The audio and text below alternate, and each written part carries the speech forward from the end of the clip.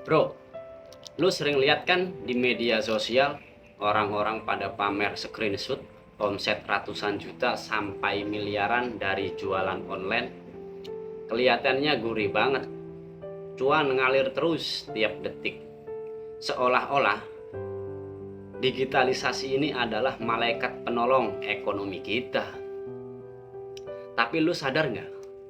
Di balik perputaran cuan bisnis e-commerce yang gila-gilaan itu, sistem di dalamnya tanpa sadar lagi pelan-pelan membunuh industri manufaktur barang nyata di negara kita.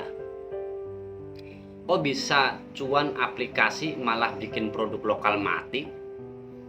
Lebih parahnya lagi nih bro, regulasi di negara kita ini makin kesini makin gak konsisten ya bro.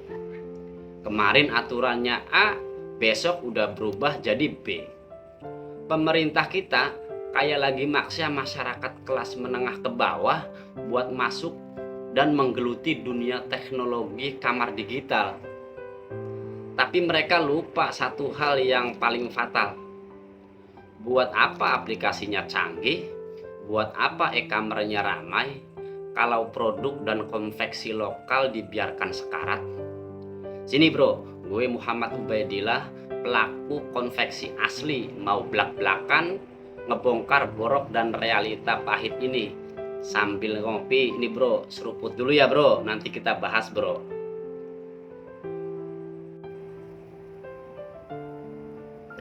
Segmen pertama bro, teknologi kamar versus barang nyata.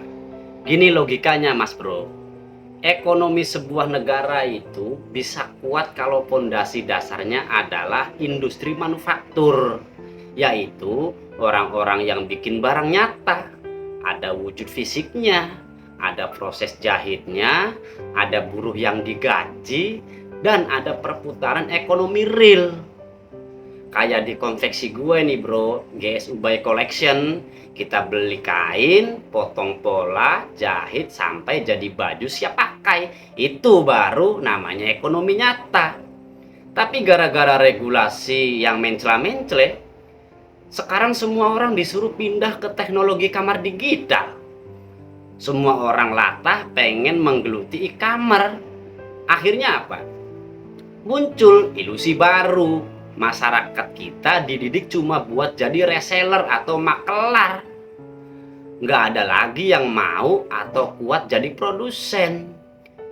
Begitu semua orang cuma bisa jualan online tapi nggak bisa bikin barang nyatanya sendiri, pasar kita langsung dijajah sama barang impor murah yang masuk lewat celah-celah regulasi tadi. Aplikasi e-commerce dapat cuan melimpah dari mana coba? Ya dari biaya iklan dan komisi para penjual yang tarung harga berdarah-darah di dalamnya. Semakin hancur-hancuran harganya, aplikasi makin ramai. Mereka makin kaya raya mas bro. Sementara produsen lokal mati pelan-pelan karena nggak kuat nombokin biaya produksi yang sudah nggak masuk akal karena tergerus inflasi.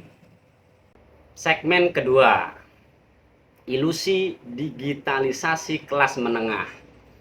Lu harus sadar mas bro, cuan bisnis e-commerce raksasa itu cuma dinikmati oleh segelintir pemilik platform dan importir bermodal gajah.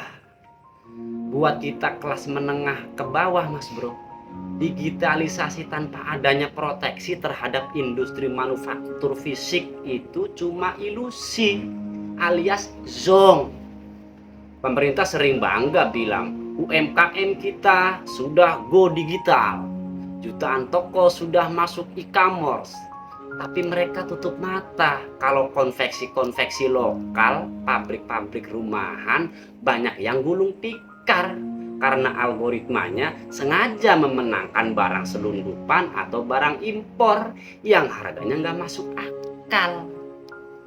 Menghidupkan teknologi digital tapi mematikan industri manufaktur fisik itu sama aja kayak lu bangga membangun ruko mewah di atas tanah hasil gusuran.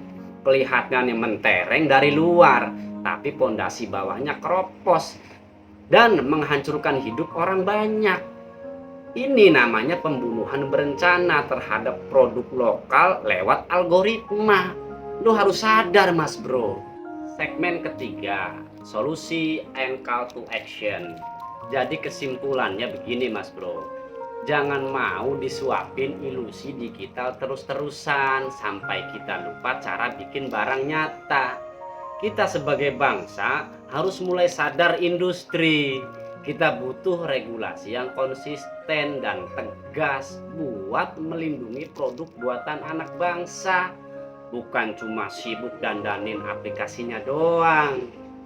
Nih, buat lu semua yang masih peduli sama nasib produk lokal dan lu yang mau pengen bikin pakaian berkualitas dengan harga rasional tanpa settingan algoritma yang membunuh harga, lu bisa kerjasama bareng konveksi gue, GS Ubay Collection.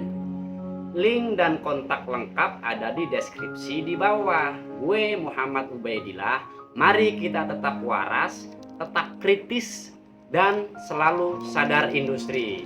Sampai ketemu di video berikutnya dan tetap akan membahas seputar industri dan ekonomi. Salam sadar industri.